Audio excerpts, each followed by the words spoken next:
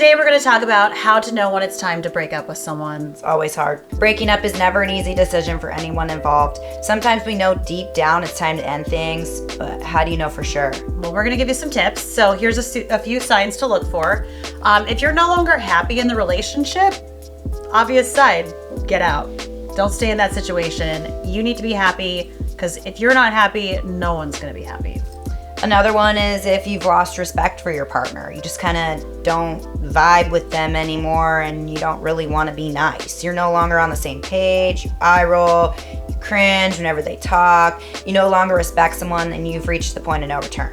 All right, also, if you're constantly arguing, there's clearly issues. So if you're constantly arguing just about anything, it's time to move on. Everything's an argument, you disagree on every little thing, call it quits. And sometimes you can just be not compatible anymore. Maybe your values have changed and you and your partner are no longer on the same path. Maybe the things you like have changed and the things they have liked have changed, and you've both just gone in different directions.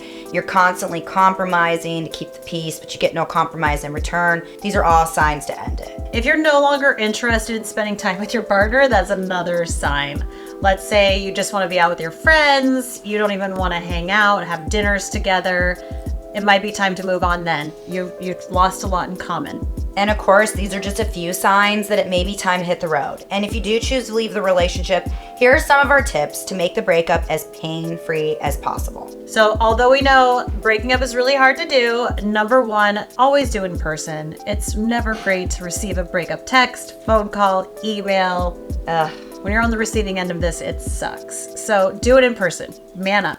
Or get on your big girl panties, because it says most of the time it's women that end up leaving. So be honest and direct. This is a really hard step, but it's so necessary. And I always felt like honesty was the best policy.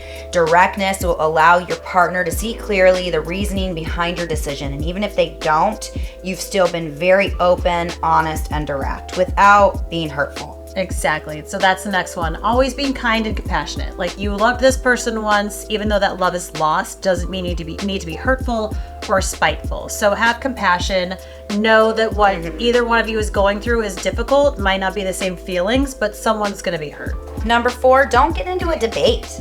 Be resolute in your decision and don't argue about it. There's no point to go back and forth on the subject, and this will just allow for a clean breakup. So follow these steps. It's going to help you with your next breakup. Not going to be perfect, still going to be difficult, but take some of our advice, because we've been through breakups before. We know how to do it. Good luck.